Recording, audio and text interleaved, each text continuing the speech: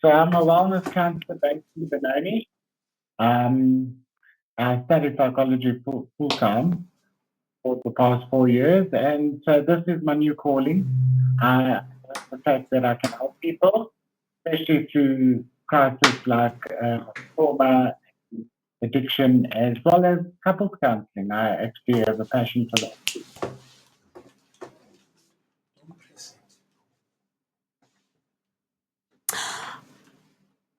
Sorry. Thank you, Reginald, for that introduction. Vuga Nation, of course, right here, we are going to be in conversation with Reginald James Michie, the wellness counselor. So, Reginald, your career shift from the motor industry to wellness work is, of course, a bold and beautiful move. Me being somebody who's always advocating for mental health is, I'm very stoked about that move that you made. So, for anybody listening, can you just tell us what led you to make that significant move? Well, basically, I was just tired of target hunting. Also, the job and performance. It's 6 days a week that you have to work in the motor industry stage in life. You want social aspects.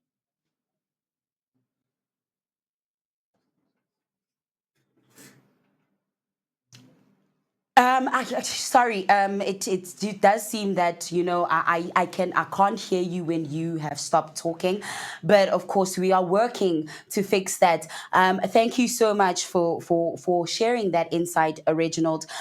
So in your work, when you support people through addiction, trauma, and stress, that is great and wonderful work because we know a lot of people right now in today's society suffer and deal with that struggle. So, what are some of the everyday signs that someone might be emotionally overwhelmed but not even realizing it?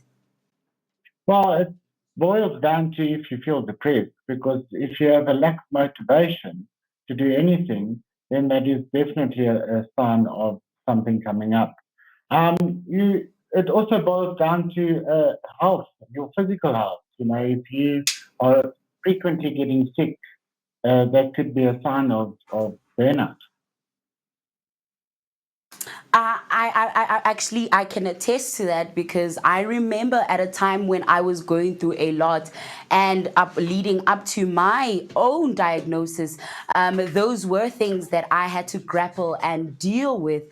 You do start to notice a lack of interest in the day to day things. Of course, at the time I was working a corporate job, waking up became so difficult. So late coming started to be a frequency at work, and of course now burnout because I was constantly trying to live up to those things despite feeling down. I had stress and all those other things, of course, that affected my well-being. But you know what, like a lot of people who do deal with mental health can attest that mental wellness can be very overwhelming. So what's one small thing anyone can do today to start improving their mental space? Is you have to do self care. So self care is things like physical exercise, taking a time out to just focus on yourself. Even if that's just listening to music. I love listening to music while I shower. That's my self care time. But having a cup of coffee and reading a book, life is hectic, especially more so since COVID. So one needs to really focus on one's mental health, and doing things like that helps. That's true. That is true. I mean, when you do go and seek assistance, like with you, I know that, of course, that's something that, most people will be recommending for us to do if you are, going through some struggles and some mental strife because when your brain doesn't work properly and your mind is the one thing that is overwhelmed, it really hinders you from being productive and progressive in life. So I know you speak speak about, resilience and compassion. So, not just for others, but for ourselves. What does self compassion look like in real life? It's the relation of oneself in regards to how you affect you, or well, how you see yourself. If you're always negative towards yourself, that's going to impact you. So we all set high targets in life, like, oh, I want to get that A, I want to get that A plus. But the reality is you need to put in that work. And sometimes it's out of reach. So getting a B is just as good.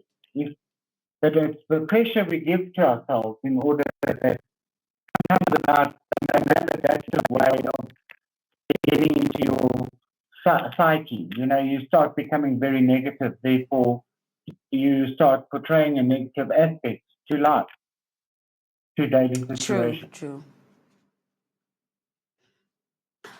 So, Reginald, I just want you to let our viewers and listeners know what your final thought of the day is. What's one thing, just one last thing you'd like, a message, a parting message you have for them when it comes to taking care of themselves and, answering that wellness call, taking care of their mental health for in everyday life? What's that one last final word of the day or message that you have for them? Well, my practice is called Uberhouse, which stands for you be you. So just be yourself. Stop being apologetic.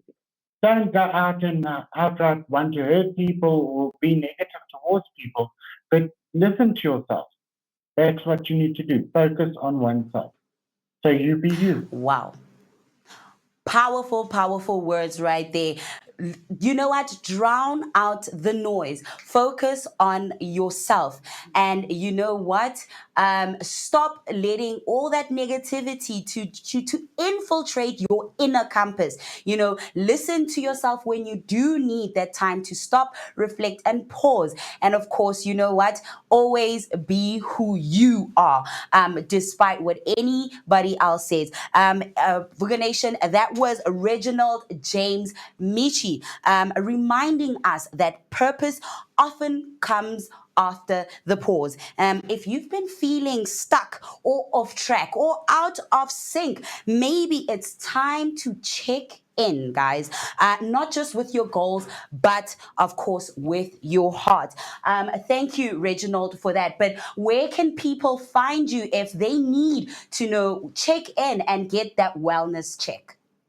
On my website, Wellness Counselors on 14th.co.za. All our contact details are on that, as well as you can book an appointment.